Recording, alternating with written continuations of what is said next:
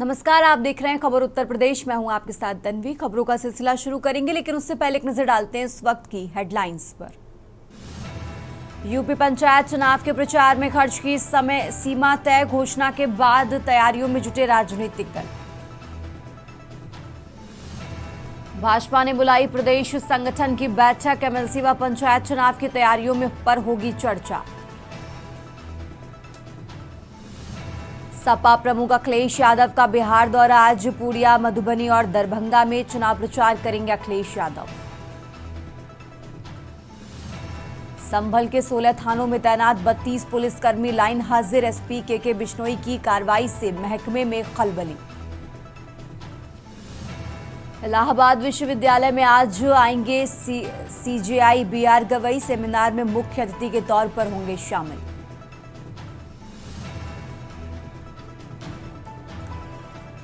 प्रयागराज में प्रदेश का पहला डाक पार्क, पालतू कुत्तों का इलाज व पंजीकरण होगा। आप देख रहे हैं के न्यूज़, खबरों का सारथी। और अब रुक करते हैं खबरों का, और सबसे पहले बात कर रहे हैं लखनऊ की। लखनऊ से खबर आपको बता रहे हैं, जहां बसपा की आज बड़ी बैठक होने वाली है। तो पिछड़ा वर्ग भाईचारा संगठन की आज बैठक होगी। बसपा कार्यालय पर सुबह करीब 11 बजे इस बैठक की शुरुआत होगी। तो लखनऊ में बसपा की आज बड़ी बैठक होने वाली है। राजधानी लखनऊ से ये बड़ी खबर आपको बता रहे हैं, जहां पिछड़ा वर्ग भाईचारा संगठन की आज बैठक होगी और करीब 11 बजे इस बैठक की शुरुआत होगी। तो बड़ी खबर आपको बता रहे हैं, राजधानी लखनऊ से अहम जानकारी आपको बता रहे हैं, जहां आज बसपा की बड़ी बैठक होने वाली है।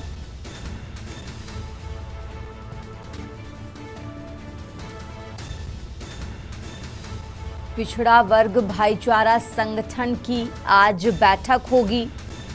तो बसपा कार्यालय पर सुबह करीब 11 बजे इस बैठक की शुरुआत होगी। लखनऊ से खबर आपको बता रहे हैं, आज बसपा की बड़ी बैठक होगी।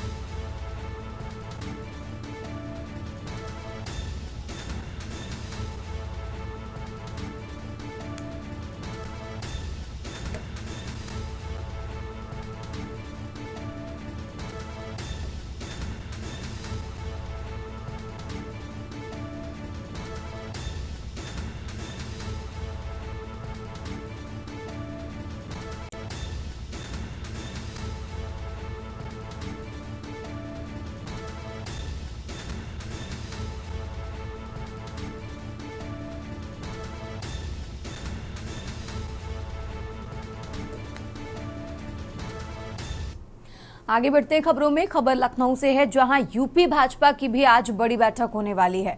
तो सभी जिला अध्यक्ष को बुलाया गया है। प्रदेश के सभी पदाधिकारी इस बैठक में शामिल होंगे। तो लखनऊ से खबर आपको बता रहे हैं, जहां पहली बैठक सुबह 11 बजे से शुरू होगी, करीब 12:30 बजे तक ये बैठक चलेगी। वहीं आपको बता दें, दूसरी बैठक 1 बजे से शुरू होगी और करीब 2:30 तक चलेगी। तो एमएलसी पंचायत चुनावों को लेकर आज बड़ी बैठक होने वाली है। लखनऊ से खबर आपको बता रहे हैं, और इसी के साथ एसआईआर को लेकर भी इस बैठक में चर्चा होगी। तो भाजपा मुख्यालय लखनऊ में ये बैठक होगी। 2 बैठकें होंगी, और पहली बैठक की बात करें तो 11 बजे से शुरू होगी। वहीं दूसरी बैठक दोपहर 1 बजे शुरू होगी। तो लखनऊ से ये अहम जानकारी आपको बता रहे हैं, जहां यूपी भाजपा की आज बड़ी बैठक होने वाली है। सभी जिला अध्यक्ष को इस बैठक में बुलाया गया है। सभी पदाधिकारी भी इस बैठक में शामिल होंगे, और इस बैठक में एसआईआर को लेकर भी चर्चा की जाएगी। भाजपा मुख्यालय लखनऊ में ये बैठक होगी। बात करें पहली बैठक की, तो सुबह 11 बजे से इस बैठक की शुरुआत होगी, करीब 12:30 बजे तक ये बैठक चलेगी। वहीं दूसरी बैठक दोपहर 1 बजे से शुरू होगी और 2:30 तक चलेगी। तो एमएलसी पंचायत चुनावों को लेकर ये बड़ी बैठक होगी। एसआईआर को लेकर भी इस बैठक में चर्चा की जाएगी। लखनऊ से खबर आपको बता रहे हैं, जहां भाजपा मुख्यालय लखनऊ में ये बैठक होगी।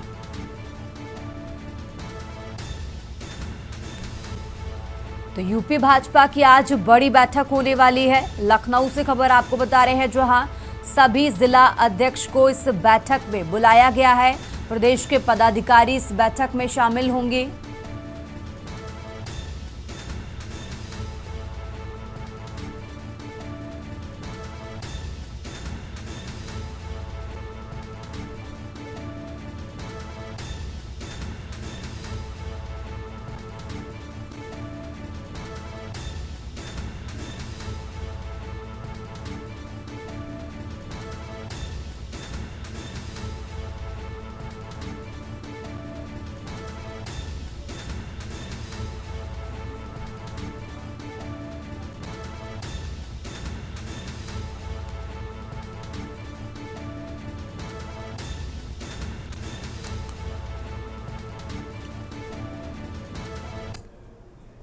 और अब खबर देवरिया से है, जहां देश भर में लौह पुरुष सरदार वल्लभ भाई पटेल की 150वीं जयंती बड़े ही धूमधाम से मनाई जा रही है।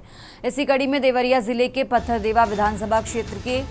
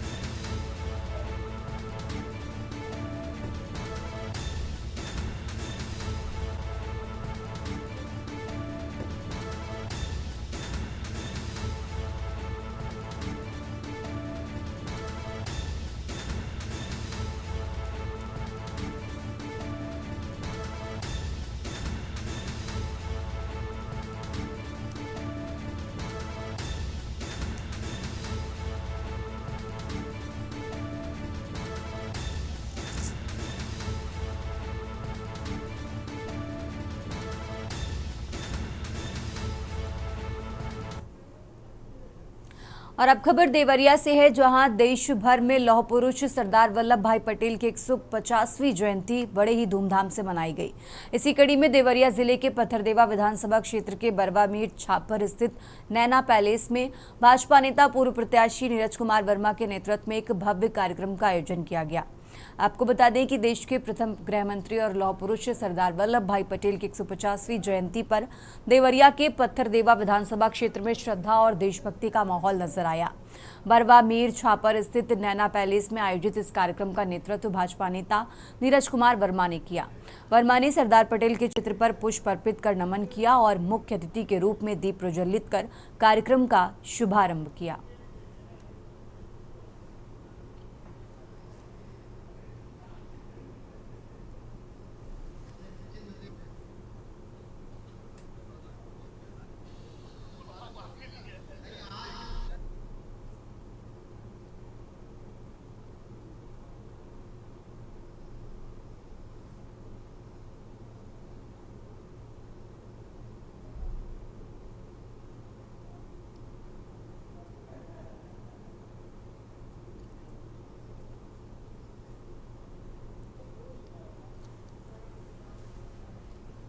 और अब खबर हापुड़ से है, जहां गढ़मुक्तेश्वर के पौराणिक खादर मेले का विधिवत उद्घाटन हुआ। कार्यक्रम में हापुड़ प्रभारी मंत्री कपिल देव अग्रवाल, विधायक हरेंद्र तेवतिया और जिला पंचायत अध्यक्ष रेखा नगर ने हापुड़ एसपी और डीएम की मौजूदगी में फीता काटकर उद्घाटन किया। इस दौरान मेला प्रदर्शनी और सांस्कृतिक कार्यक्रम स्थल का भी उद्घाटन किया गया। वहीं प्रभारी मंत्री कपिल देव अग्रवाल ने सीएम योगी के आगमन से बढ़ती मेले की भव्यता पर योगी आदित्यनाथ का आभार जताया।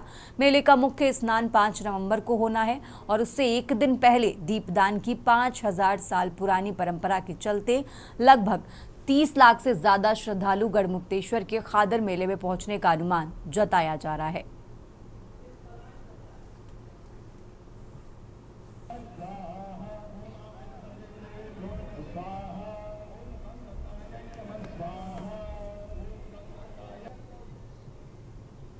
भारत के सबसे प्राचीन और सबसे विशाल मेला गढ़मुक्तेश्वर गढ़गंगा, उसके मेले का शुभारंभ आज हुआ है।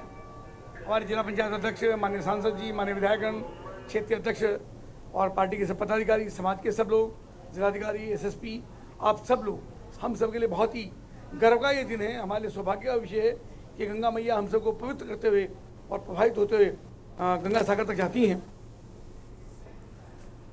और अब खबर गाजीपुर से है, जहां हिमाचल प्रदेश के राज्यपाल शिव प्रताप शुक्ला ने जो धार्मिक और दार्शनिक कार्यक्रम के तहत गाजीपुर वाराणसी मार्ग पर पड़ने वाले मार्कंडेय महादेव मंदिर में दर्शन पूजन किया और उसके बाद एक निजी संस्थान में कुछ देर के लिए रुके, जहां पर उन्होंने मीडिया से बात की। इस दौरान सरदार वल्लभ भाई पटेल की 150वीं जयंती को लेकर कहा कि मुझे दर्शन करने का सौभाग्य मिला तो मैं यहाँ पर आया हूँ। जब से पीएम मोदी की सरकार बनी है, इस जयंती को एकीकरण जयंती के रूप में मनाया जा रहा है और पूरे देश में इसे मनाया जा रहा है।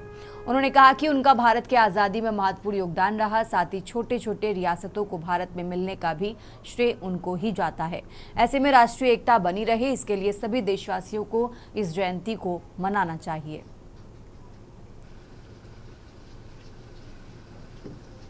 अनिल भाई साहब और हमारे सामने हमारे मीडिया आप सभी भाई हैं, आप सबका सबसे पहले संस्थान में हार्दिक स्वागत, अभिनंदन है। और इसके साथ ही हमारी आवाज़ जहां भी जा रही है, आप सभी हमारे अग्रज हैं, आप सबको बहुत बहुत सादर प्रणाम करते हैं।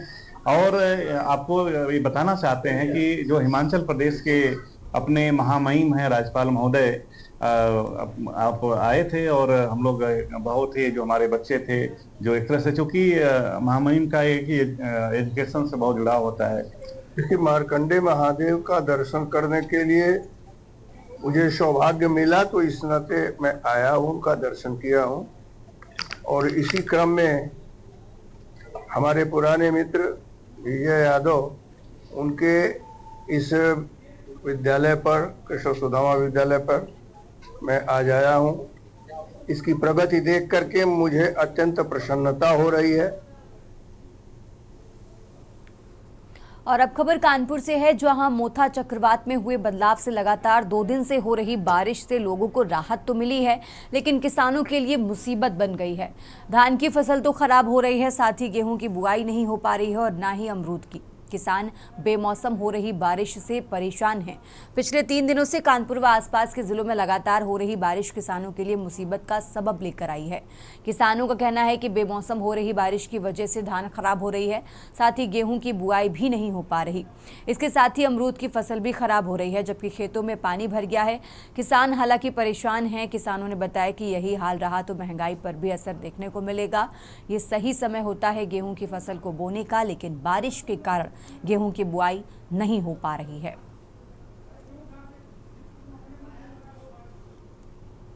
हम लोगों को यही है कि धान जो नए निकल रहे हैं वो भी खराब हो रहे हैं सब, और जो गेहूं बोने का समय है वो भी खराब हो रहा है, तो बो नहीं पा रहे आप? नहीं। ये कितना नुकसान हो जाएगा बारिश अगर ऐसे? ये बारिश नहीं होगी तो गेहूं आदमी बह नहीं पाएंगे। खेतों में पानी भर गया होगा तो यहाँ पे अमरूद तोड़ने की हाँ भाई, ये सब भरा है पानी, वो देखो अमरूद की फसल खराब हो रही है। अमरूद भी नहीं, ऐसे में फूल वूल आते सब गिर जाते। वही ऐसे मौसम में बारिश हो रही है, बिन फर्जी में बहुत बारिश हो रही है।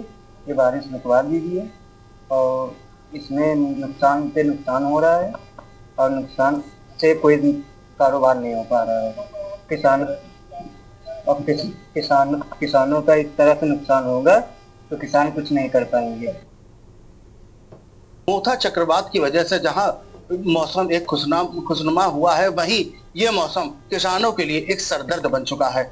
मैं खड़ा हूं कानपुर के एक खेत में, आपको दिखा दूं, ये कानपुर का एक खेत है। मौसम की खराबी की वजह से जो किसान है कहीं ना कहीं काफी परेशान है।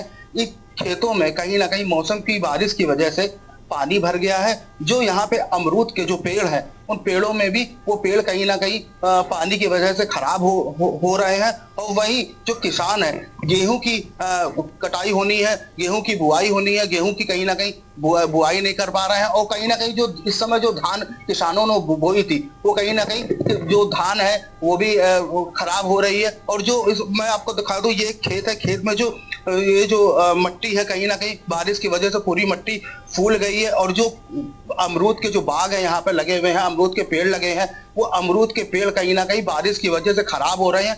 इसको लेकर किसान काफी हताश है। इससे पहले इसी गांव में गंगा बैराज पहले इसी गांव में पानी भर गया था, और पानी भरने की वजह से काफी किसानों को नुकसान हुआ था। फिर वही आलम है, फिर मौसम की मार किसानों को झेलनी पड़ रही है। कानपुर से के न्यूज़ से मोहित पांडे, कानपुर। और अब खबर जालौन से है, जहां पिछले 3 दिनों से लगातार हो रही बारिश ने लोगों का जीवन अस्त व्यस्त कर दिया है। साथ ही किसानों की फसलों को भी बारिश की वजह से भारी नुकसान हुआ है। हालांकि इसको देखते हुए जिलाधिकारी राजेश कुमार पांडे व मुख्य विकास अधिकारी ने बारिश से प्रभावित क्षेत्रों का निरीक्षण किया। किसानों के खेतों में पहुंचकर धान, मटर और बाजरा की फसलों के नुकसान का जायजा लिया और किसानों से बातचीत कर उनकी स्थिति जानी और सभी उपजिलाधिकारियों को फसलों के नुकसान का सर्वे शीघ्र पूर्ण करने के निर्देश दिए गए हैं। वहीं किसानों ने बताया कि जहां धान की फसलें जमीन पर गिर गई हैं, वहां नुकसान ज्यादा पाया गया है। ये मान के चलिए आप जो इस समय बेमौसम बरसात हुई है और 80 से 95% नुकसान है, क्योंकि हमारे यहाँ हरी मटर का प्रमुख केंद्र है। धान की फसल भी इस समय बिल्कुल कचने की स्थिति में थी, मड़ाई की स्थिति में थी, पूरी बच गई है, चौपट हो गई है। बाजरा में भी बहुत भारी है, जो हमारे यहाँ की प्रमुख फसलें थी, बाजरा है, धान है और अभी हरी मटर की बुआई है। बहुत महंगा सीड था, पूरी तरीके से बुआई जो हुई है वो भी बेकार हो चुकी है और जो कटाई के लिए फसलें थी वो भी धान है, बाजरा है, भिंडी है, तो पूरा तरीके से बहुत बुरी तरीके से नुकसान है।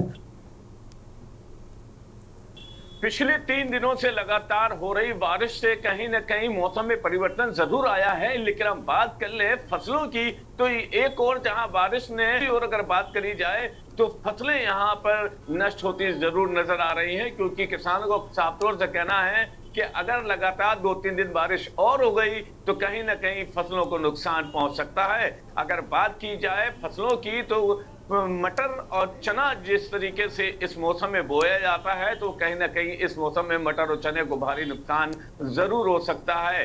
अब इस 3 दिन से जो मौसम ने करवट ली है, कहीं ना कहीं इस मौसम से लोगों को नुकसान होता हुआ नजर आ रहा है। अगर पानी समय रहते बंद नहीं हुआ तो किसानों को भारी नुकसान हो सकता है। हालांकि सर्दी के मौसम ने करवट जरूर ले ली है और इस मौसम में कहीं ना कहीं लोगों से संक्रामक रोगों को फैलने का भी आशंका जताई जा रही है। अस्पतालों में तांता लगना भी शुरू हो गया है, लेकिन इस मौसम ने जिस तरीके से करवट ली है तो कहीं ना कहीं लोगों को नुकसान जरूर नजर आ रहा है। अब कैमरा पर्सन मनीष पांडे के साथ माजिद अरमान के न्यूज जालौन। और अब खबर आगरा से है, जहां बॉलीवुड अभिनेता हर्षवर्धन राठी के प्रशंसकों के लिए ये दिन एक यादगार अनुभव बन गया, जब वो अपनी हालिया रिलीज फिल्म एक दीवाने की दीवानियत के प्रमोशन के लिए शहर के प्रतिष्ठित श्री टॉकीज पहुंचे। उनका स्वागत करने के लिए टॉकीज पर फैंस की भारी भीड़ उमड़ पड़ी, जिसके कारण मौके पर अफरा तफरी का माहौल बन गया। जैसे ही फिल्म अभिनेता हर्षवर्धन राठी श्री टॉकीज पहुंचे, दर्शकों ने उन्हें टॉकीज के बाहर ही चारों तरफ से घेर लिया। फैंस की दीवानगी इस कदर थी कि उन्हें नियंत्रित करना मुश्किल हो गया। सूत्रों के अनुसार हालात संभालने के लिए स्थानीय पुलिस को काफी मशक्कत का सामना करना पड़ा।